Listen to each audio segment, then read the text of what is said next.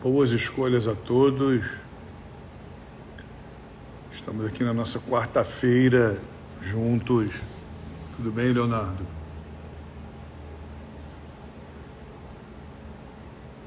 Mais uma quarta-feira de boas escolhas. Quinta, sexta, sábados e domingos, e segundas e terças, e assim vai.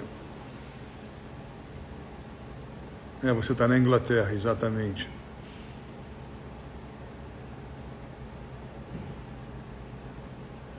Infelizmente não aconteceu, por problemas de documentação entre o UFC e a imigração. A Estela não vai lutar nesse final de semana na Inglaterra. A luta dela foi... Agora ela vai lutar dia 5 de abril, em Vegas.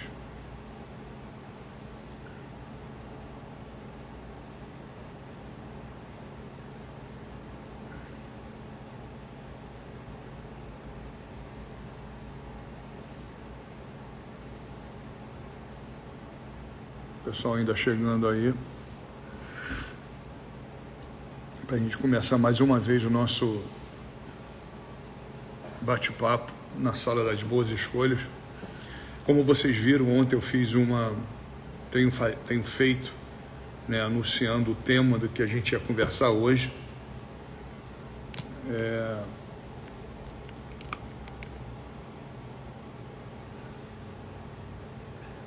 Não, tá tranquila, não, essas coisas acontecem, não é uma coisa, uma surpresa não. Toda vez que você luta fora dos Estados Unidos, principalmente quando você não é cidadã americana, ou cidadã, aliás, não precisa ser, isso acontece. Às vezes alguns imprevistos acontecem, é normal. Enfim, voltando aqui, eu anunciei ontem o tema da live de hoje, histórias de superação, e queria muito que vocês dividissem, fizessem alguma declaração aí, faz um comentário, deixa aí. Thank you, Manuel. Júlia, sempre com a gente.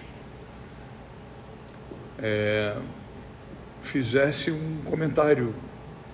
Qual foi uma das, ou a maior, como você quiser, uma superação sua? Mas eu digo aquela superação mesmo, E a gente vai falar sobre isso hoje. Até porque, não querendo começar, mas começando,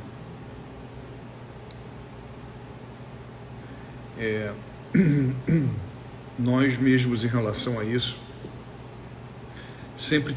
a gente sempre tem dúvida. Será que eu consigo? Será que vai dar? Será que eu chego lá?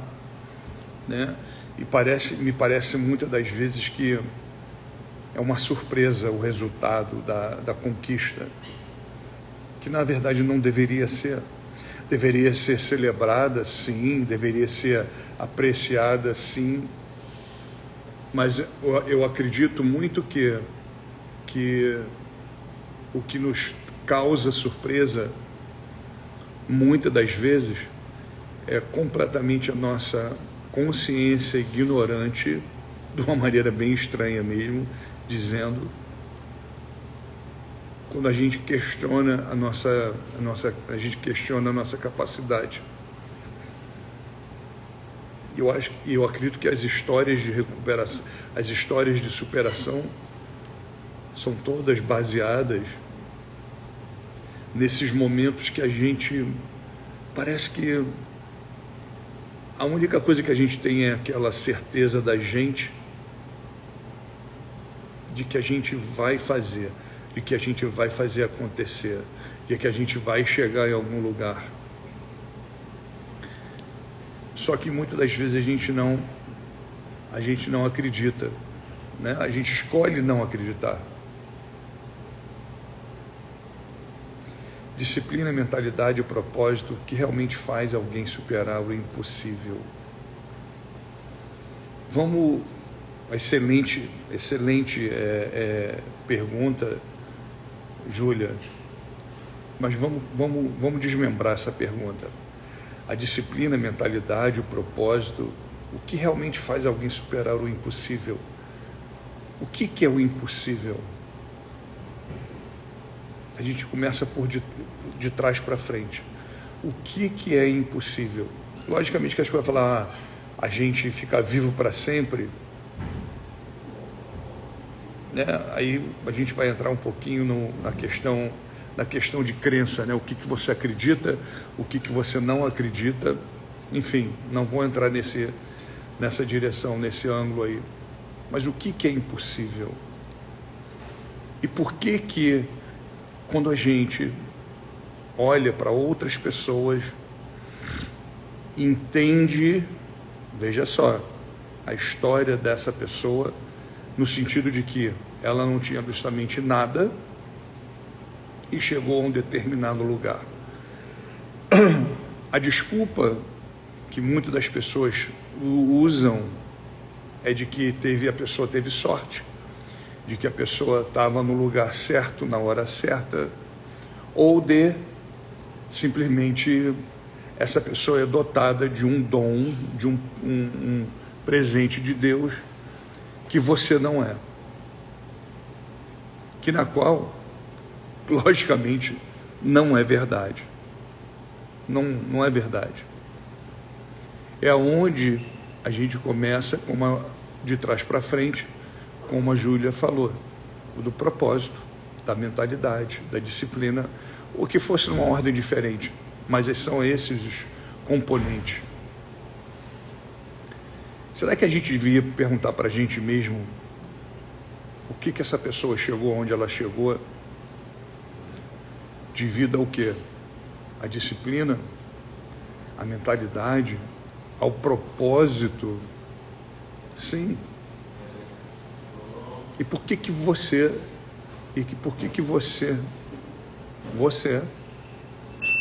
não tem? Você não tem ou você escolhe não ser, não ter, não fazer? Então, Júlia, respondendo, é tudo isso. E o impossível, na verdade, não existe, né? Ele é uma ilusão criada pela gente para justificar a nossa consciência ignorante em relação a gente.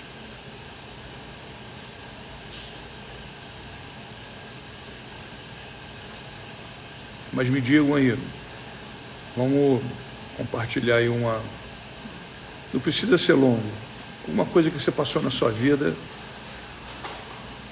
que te marcou, que foi assim, superação.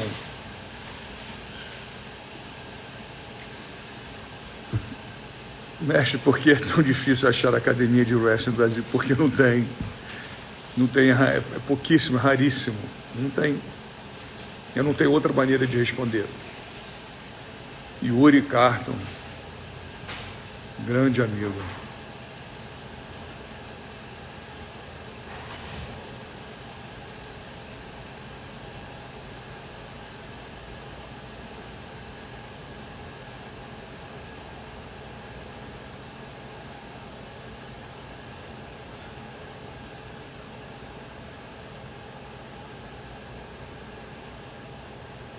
Saudade também, Yuri. Beijão no coração. O que passou na minha vida quando eu vim para cá a primeira vez? Divide com a gente aí, Leonardo. O que aconteceu? Qual foi a... Eu vou contar uma das minhas também. Até porque eu acho que eu acredito que eu já contei essa história antes, mas é uma das histórias de superação. Já que o Leonardo mora na Inglaterra.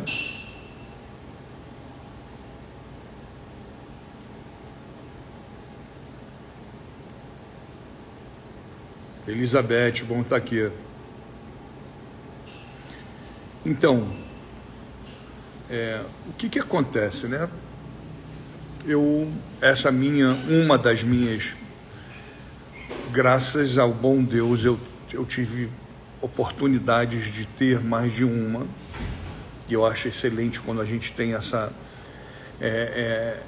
prova de fogo, né?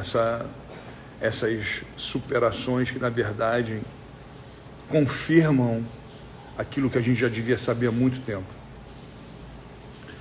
Quando eu resolvi vir para os Estados Unidos, no final dos anos 80, logicamente eu não tinha condições nenhuma, absolutamente nenhuma, de comprar passagem, de me sustentar aqui. E foi uma época que o governo brasileiro estava incentivando o turismo. Então o que eles fizeram? Eles diminuíram, vendiam $1 mais barato para quem ia viajar, para incentivar as pessoas ao turismo, ou até mesmo ir para o Brasil. Eu tinha uns amigos de situação, de situação financeira boa, em que investiam. Então o que eles fizeram? Resumindo, eles compravam a passagem para você, ficavam com os dólares e você dava o jeito no resto, ou seja, no tudo, no visto, de como você ia vir, tudo.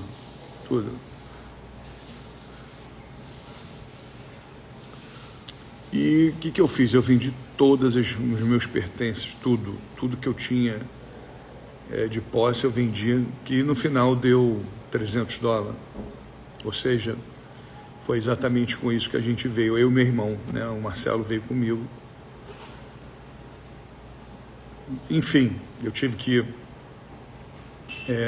contratar um despachante para mim poder aplicar para o visto. E eu tracei uma ideia de que para onde eu iria, eu conhecia alguém que conhecia alguém que conhecia alguém, amigo do amigo.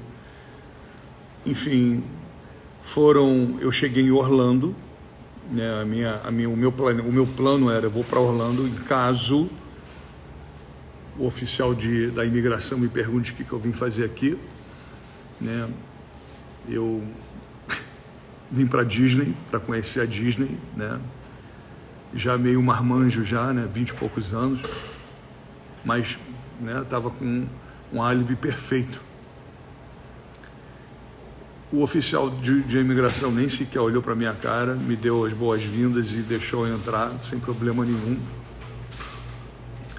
Chegando, atravessando essa primeira fase, que era a fase da imigração e de chegar nos Estados Unidos, eu completamente, sem falar a língua, não ter noção nenhuma de nada. E também, não deixando de mencionar, esse amigo, esse conhecido que eu tinha, eu não trouxe nenhuma anotação nem nada, porque as pessoas falavam, se a imigração der uma dura em você e olhar e ver que você está aqui, você está com o endereço de alguém, eles vão interpretar como se você viesse para ficar. E com certeza vão te mandar embora. Então eu já vim grilado, eu já vim completamente verde e cru. Porém nada disso aconteceu, graças a Deus. E para onde eu vou, Aluguei um carro com o dinheiro que eu tinha. Isso aí já foi quase pouco da metade do dinheiro já foi aí. E não tinha, eu sabia, eu lembrava do endereço, não tinha celular naquela época, não tinha como você ligar para casa e me falar, me dá, não tinha como fazer isso. E eu fui lembrando vagarosamente da onde que eu tinha que ir. Isso aí me demorou da hora que eu saí do aeroporto de Orlando para ir para Miami, onde estava esse conhecido da gente, umas 10, 11 horas. Ou seja, eu fui para tudo que foi Miami Beach, Miami Springs, Miami, enfim, acabei chegando no lugar, praticamente no desespero, né, porque eu precisava, né, nós precisávamos trabalhar, eu e meu irmão. No dia seguinte, a gente estava trabalhando já de lavador de prato, né, dishwasher, num hotel que é conhecido, até hoje ele existe em Miami Beach, para quem já esteve aqui, chama-se Versalhes. Fica bem na Collins Avenue. E dali a gente começou, né? A gente tinha uma carga horária de trabalho de 5 da manhã às 10 da noite, né? A gente nem sequer falava muito um com o outro, porque era tanto cansaço, tanto, né? A gente estava num mau humor, mas trabalhando. Até que, depois de quase um mês aqui, aconteceu muito, né? E naquela época existia, né? Não sei se hoje ainda existe, as denúncias, né? Os brasileiros denunciavam os outros brasileiros que trabalhavam no hotel. Não sei o propósito qual faziam isso, porém a gente acabou indo através desse conhecido para um hotel em Nova York, que até hoje também existe, um hotel judeu nas montanhas, que era mais escondido, era mais calmo.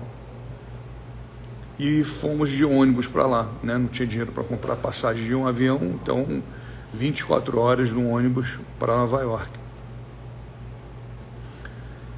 O que já de começo, né, você já vê que, né, não falar língua, né, a gente estava né, a gente era chato, porque a gente perguntava tudo para todo mundo, por que é isso, por que é aquilo, como é que fala isso, como é que fala aquilo. Porém, a gente não teve um momento de superação chegando, já da saída do Brasil. Será que a gente entra? Será que a gente não vai? Será que a gente vai conseguir? E dali foi. Nesse mesmo ano, a gente já treinando nesse hotel para ser ajudante de garçom. Aqui se chama-se busboy, né? O cara que limpa a mesa, é o cara que põe a mesa, ele é assistente do garçom. Nesse mesmo ano, quase no finalzinho do ano, e a gente estava na preocupação de o que a gente iria fazer, porque chegando perto do inverno, que é um inverno pesado, as estações dentro do hotel, elas diminuem, então fica só quem tem senhoria, né? Quem é o mais velho, quem está trabalhando há muito tempo. Então ficava tipo assim, umas 3 estações abertas. Logicamente que eu não ia ter trabalho. Eu comecei a, né, tentar pensar no que a gente iria fazer. E resolvemos que a gente ia tirar neve da casa das pessoas, acordar às 4, 5 horas da manhã, limpar a casa das pessoas, né? Eu fiquei muito amigo de um cozinheiro que tinha lá e que tinha um caminhãozinho que dava para a gente comprar com o dinheiro que a gente juntou. Mas tem um catch nessa história. Eu teria que passar, no estado de Nova York, você tem que passar o veículo para o seu nome antes de você começar a dirigir. O que eu fiz? Eu peguei o veículo, esse caminhãozinho, na casa desse cozinheiro, que era amigo da gente. Na sexta-feira eu precisava, na verdade, fazer, né, consertar algumas coisas nele de elétrico. Então, num domingo de manhã, eu dirigindo para essa, tipo assim, uma lojinha uma vendinha, né, perto de onde estava, nas montanhas, esse caminhão derrapou, né? Estava naquele momento de inverno que não estava seco e nem tinha neve, era gelo, era uma camada de gelo no chão. O caminhão derrapou numa velocidade muito pouca, que não dá nem para você correr. A lateral dele, do passageiro, bateu numa árvore. E o que aconteceu? Descrevendo para vocês, é uma coisa muito para vocês poderem entender. É como se o golpe tivesse pegado na ponta do queixo. Não com muita força, mas de jeito. O que eu quero dizer com isso? Ele me fez, e esse caminhão, como era antigo, não tinha o cinto de segurança diagonal, era só de cintura.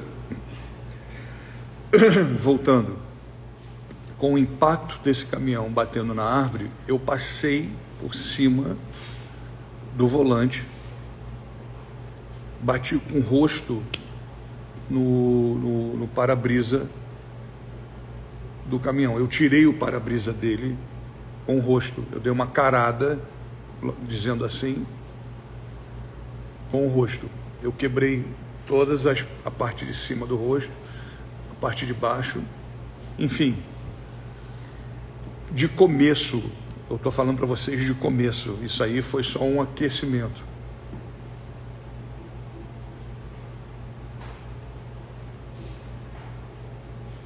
Eu fiz 4 cirurgias plásticas em menos de 6 meses para botar tudo no lugar.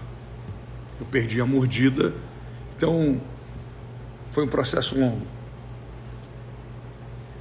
Como nós estávamos trabalhando nesse hotel, esse hotel tinha um benefício de uma casa de trabalhador, né, casa de empregado, que se chama Staff House. E porque eu tinha sofrido um acidente, né, eu tinha que parar de trabalhar, não tinha condições nenhuma de fazer isso, eu e meu irmão tivemos que sair dessa Staff House. Então a gente fez o quê? A gente alugou um bangalô. Bangalô é uma casinha de verão, né? Uma casinha de madeira. Saímos dessa casa, né? Depois, ainda nesse processo de recuperação, né? Eu não podia trabalhar, eu tinha que ficar sem fazer nada. Eu era cirurgia de nariz, de boca, e foi assim. E fomos para essa casa, para esse bangalô. Já ali se restabelecendo, né, tentando ali já querendo a recuperação, né, eu tive que esperar meses para poder ter condições de trabalhar outra vez. Já saindo do inverno, chegando na entrada da primavera, que é a primeira estação, num temporal, né, que chove muito nessa época, e desse bangalô que a gente estava, os bujões de gás ficavam atrás da casa, fora da casa. Eles se colidiram, explodiram e queimaram a casa todinha. Todos os nossos pertences, tudo, a única coisa que a gente conseguiu salvar foi os documentos. Queimaram. Eu tive que, para vocês terem uma ideia, eu tive que ir na Cruz Vermelha pegar roupa, né, pedir roupa, porque eu não tinha condições de comprar nada. Era um estado mais do que emergência. Enfim, quando eu conto isso, a princípio, né, as pessoas falam, nossa, que história triste, que isso. Não tem nada de tristeza na história, nada. Por que não tem? Porque a gente escolhe da maneira e exatamente do jeito que a gente quer entender o que aconteceu.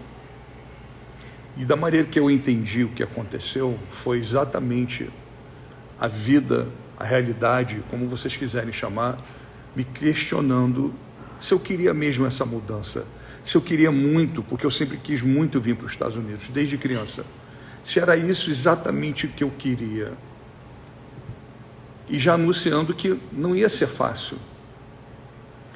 Eu não tive e nunca teria uma reação contrária daquela que eu tive, foi de aceitação, porém não de omissão. Eu completamente me neguei, e né, fazem 37 anos que eu estou aqui, quase 37, de simplesmente fazer minha mala, voltar para casa. Nada que isso tenha errado, mas não era o que eu queria. Eu estava completamente certo, conscientemente certo, de que eu iria ficar aqui, independente daquilo que acontecesse. Então, mais uma vez, não é uma história triste, não é, de forma alguma, não é a história da vítima, porque não existe vítima. Aconteceu o que tinha que acontecer, para ensinar o que tinha que ensinar, me forjar, que muitas das vezes, né, nós escolhemos nos colocar na posição de vítima para a gente se sentir penalizado pela vida. É balela, é mentira. Mesmo na maior tragédia, por incrível que seja e duro para a gente entender, acontece porque tem que acontecer. Deixa eu ver aqui o Leonardo. Eu estou aqui 3 anos. Eu entrei aqui 2 vezes. Da primeira vez eu fiquei 2 meses. Depois voltei para o Brasil, fiquei mais 2 meses. Aí eu já tinha certeza o que eu queria. Hoje trabalho de delivery. Exatamente. Assim você vai galgando, vai... Quando eu vim da segunda vez já estava certo. A minha esposa estava depositando toda a confiança em mim. Hoje tudo deu certo. Ela trabalha de limpeza e eu de delivery, estamos felizes.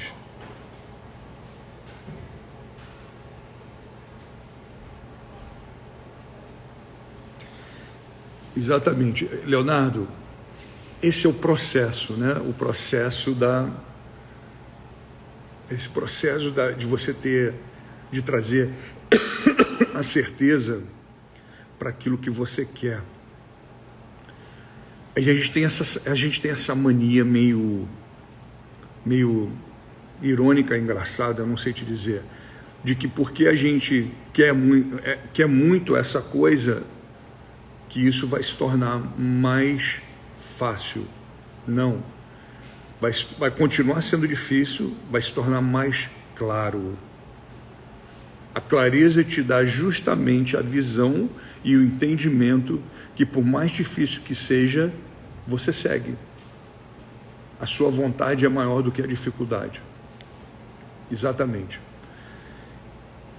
Incrível, meu mestre. Já vi para os Estados Unidos umas 30 vezes e todas as vezes é uma tensão para passar pela imigração. Exatamente. E vai ser, né? É um momento ali, eu acho que aquela energia de quem está vindo, pela seriedade que né, que as coisas são sérias, e agora, ainda mais nessa época agora, com essa nova administração, está se tornando mais séria ainda. Eu não falei para ninguém, a família só ficou sabendo uns 2 dias antes de viajar. Eu também sou fã desse método de não dizer nada para ninguém. Quem não sabe não estraga, mesmo, por incrível que possa ser, família. Minha família, quando eu vim para cá, louco era o mínimo que eles me chamavam. Eu falava, você tá maluco? Tu não fala inglês, tu não conhece ninguém, o que você vai fazer nos Estados Unidos? O que você vai se tornar morador de rua? Não, mas eu vou. Nem que eu vou sozinho, mas eu vou.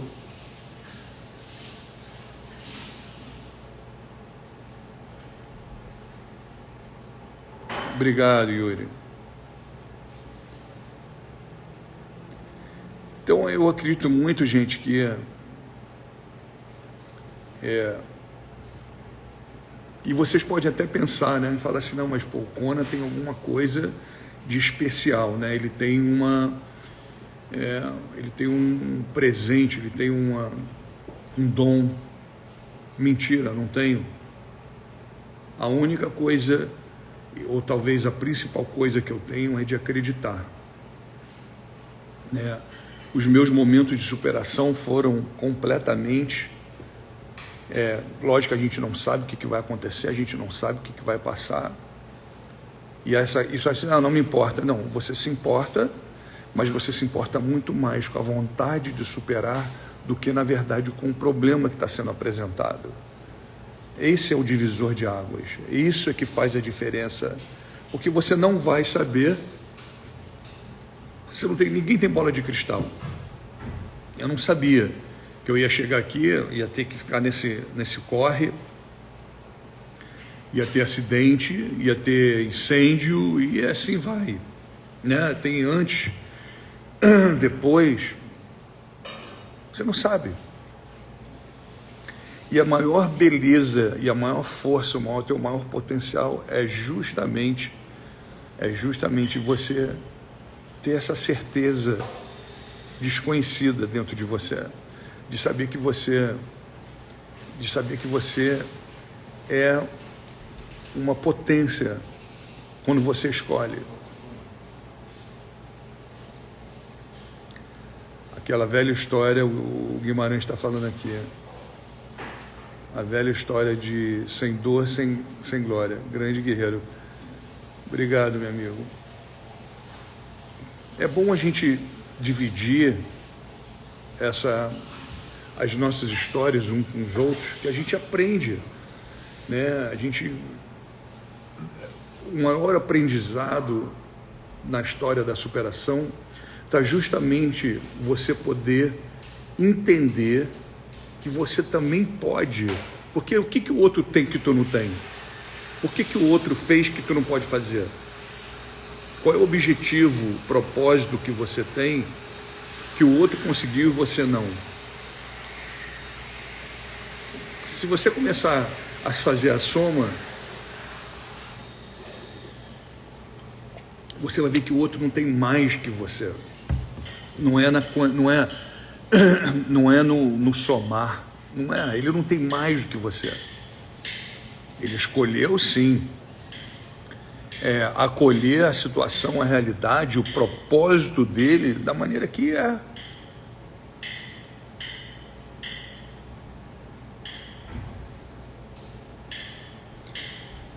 Que história, você foi muito guerreiro, não existiu. Eu sofri 3 acidentes aqui de moto, mas graças a Deus não quebrei nada. Eu quebrei, literalmente eu quebrei a cara.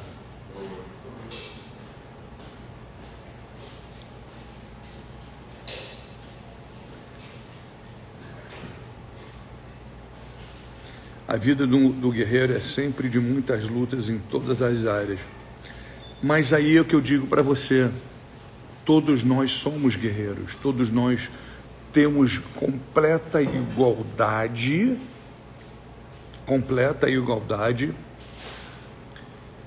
de chegada. O que eu quero dizer com isso?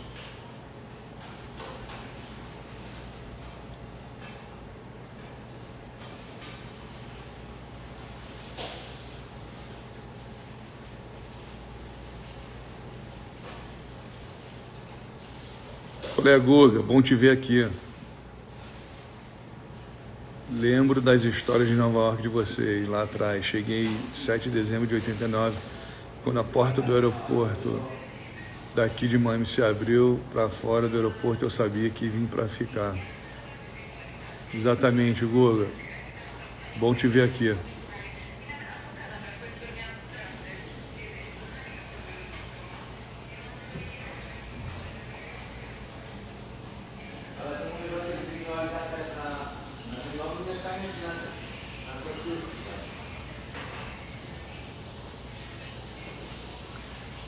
Kleber Coach aqui com a gente, campeão do One FC, casca grossíssimo.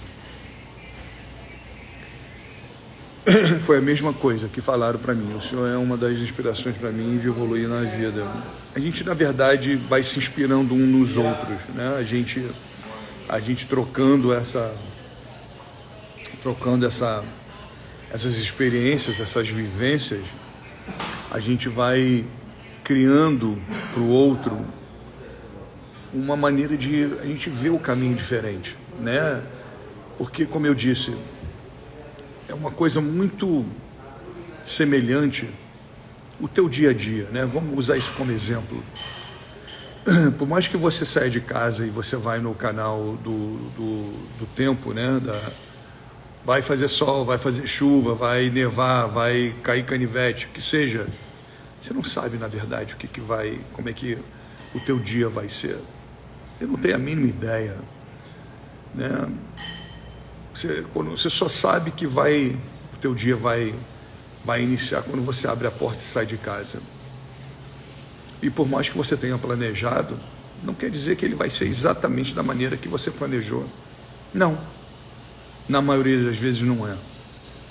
E o que faz a gente continuar? Qual é a habilidade que uns têm e os outros não? Qual é o dom que uns têm e os outros não? Porque não existe esse dom, não existe essa habilidade. Existe vontade, existe perseverança, existe consistência, existe vontade outra vez. É isso que faz. Isso é completamente, não é para uns e não para os outros. Você que tem que escolher. Deus é grande e sempre vinga quando nós acreditamos em nossos sonhos e estamos dispostos a insistir, persistir e não desistir. Exatamente, Gola. É exatamente isso. O que a vida pede para você é para você completamente demonstrar o quanto você quer. É o que eu disse em outras lives, em outras vezes, entre o sonho e o sonho que vira realidade, existe uma pergunta que você tem que fazer para você: o quanto você quer.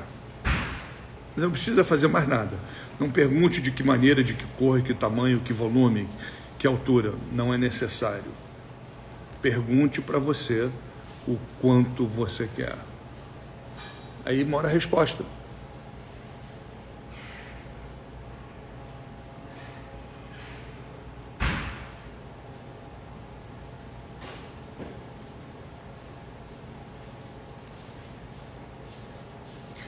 A Elizabeth está falando: a sua história é uma virada de chave na minha mente. Traz o peso do medo e, ao mesmo tempo, uma porta aberta que nos liberta com força e nos permite seguir em frente. Que aula. Mas veja só, sempre, Elizabeth, sempre o medo vai estar presente. Por quê? Porque ele é parte desse processo. Ele nunca, o que a gente faz, a gente olha para o medo e fala: o medo, você é a ovelha negra da história. Eu não quero que você exista. Eu não quero que você exista. Eu não te quero aqui perto de mim. Não tem como a gente fazer isso, gente. Ele vai existir. Você fala: mas como é que é bom existir o medo? Porque ele é parte da dificuldade. Ele é o cara que fala: é isso mesmo? Tu tem certeza?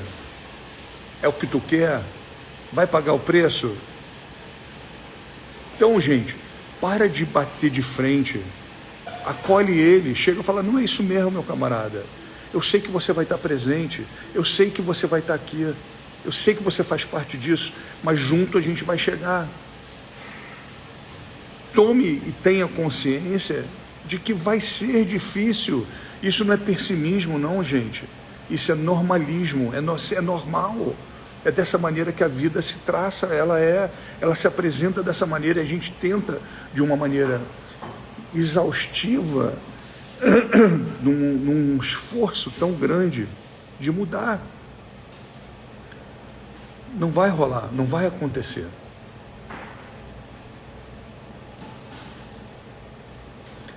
O que fez o senhor escolher a Flórida? Eu não sei até hoje o que foi. Eu acho que era mais perto, era mais acessível, era mais parecido com o Brasil, as chances de trabalho eram melhor. Eu não sei te dizer. Eu acho que, na verdade, quem me escolheu foi a Flórida. Eu não escolhi a Flórida.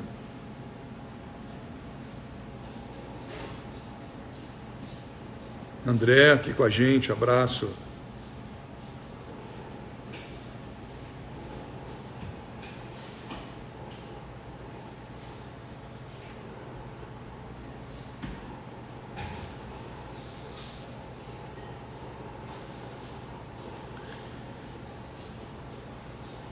O Guimarães falou: o querer que diferencia um dos outros. Na verdade, não é o querer, é você escolher o querer. Isso é que diferencia uns dos outros. Porque se uns fazem e os outros não, o que está no meio?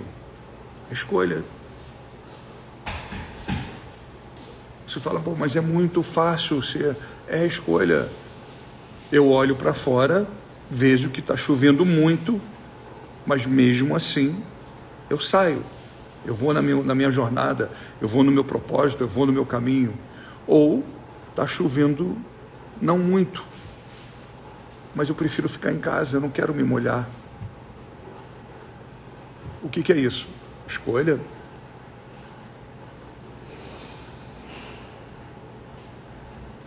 Existem decisões. Eu sou um cara da favela e não me olhei como nada. Sei sim como alguém que pode qualquer coisa igual a todos. Exatamente. Olha só, gente. Hey, Josh, love you. Meu filho está na live aqui. Eu vou contar para vocês, resumir rapidinho uma história que faz parte das minhas palestras. Vou até dar esse spoiler para vocês. Existe um momento em todos, nos que estão nos assistindo, nos que estão participando, como você quiser, do japonês ao chinês, do africano ao suíço. Escolhe o lugar, escolhe a raça, a cor e o tamanho. Então eu vou ser bem rápido, vou resumir bastante. Que momento é esse de igualdade? Que momento é esse que é completamente a confirmação divina de que nós somos e temos um potencial fora do nosso conhecimento? E fica pior ainda quando a gente tem essa consciência ignorante. No seu primeiro momento, eu não vou entrar na parte científica, eu vou botar para vocês da maneira que é. No seu primeiro momento de existência, que não é depois de 9 meses, aquele ali é um benefício dessa existência, é uma celebração daquele momento. Você, na sua primeira competição,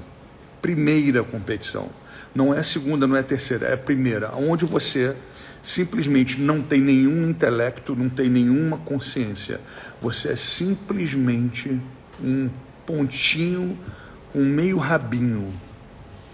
Aí eu vou piorar mais ainda.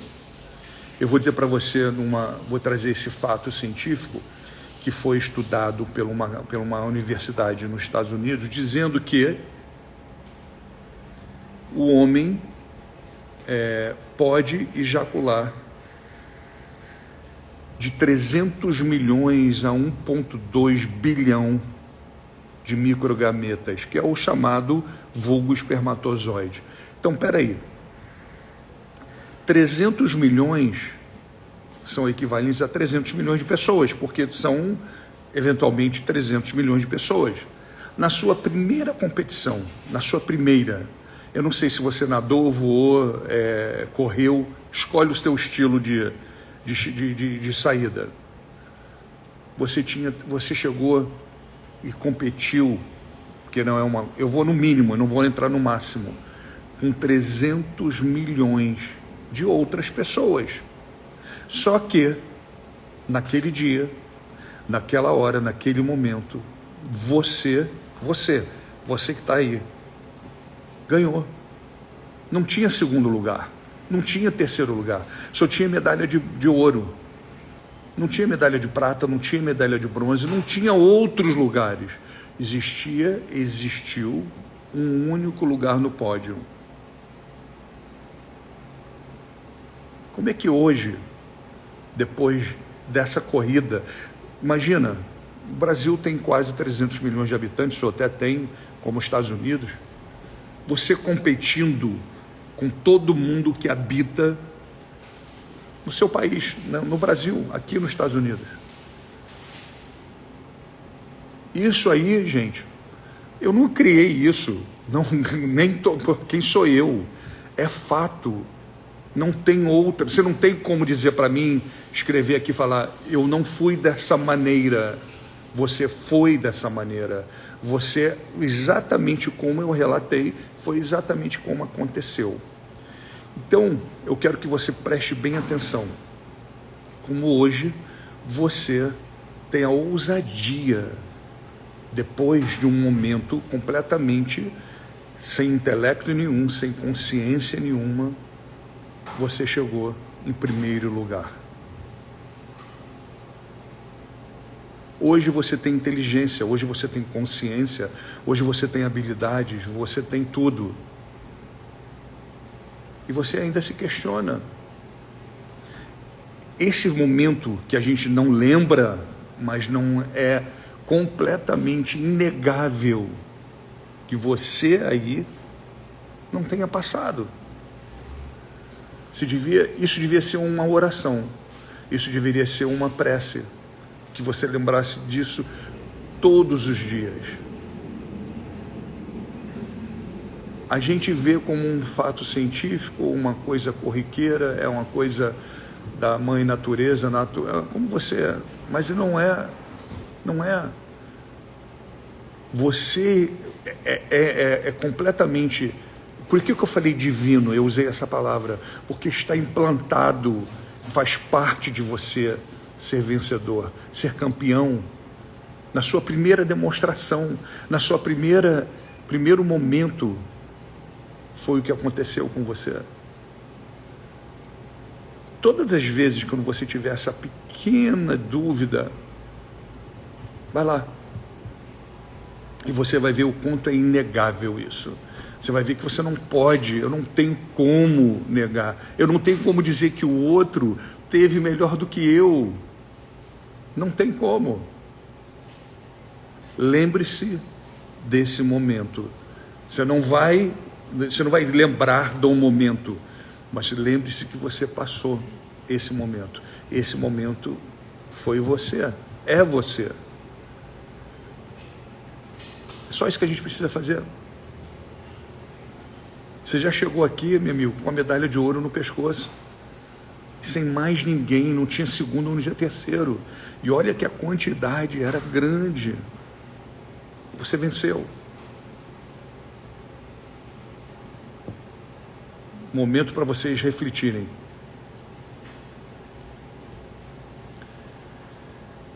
É isso, minha gente. Campeão da corrida dos espermatozoides para começar a brincadeira. Exatamente. É isso, vou ficando por aqui. Eu tenho que começar o dia. E é isso. Excelente momento de live. Boas escolhas. Vejo vocês na próxima quarta-feira. Não percam, reflitam, dividam, chamem. E estão aí. Perguntas no inbox, aonde você sabe onde me encontrar. Vamos dividir. Vamos para vocês também. Você também, Guimarães. E é isso. Estamos juntos. Nos vemos quarta-feira que vem. Não deixe de comprar o seu livro Mestre de Você, acessível a todo mundo. Você também, Guga. Mestre de Você está aí para vocês. Livro de cabeceira. Boas escolhas a todos. Nos vemos na quarta-feira.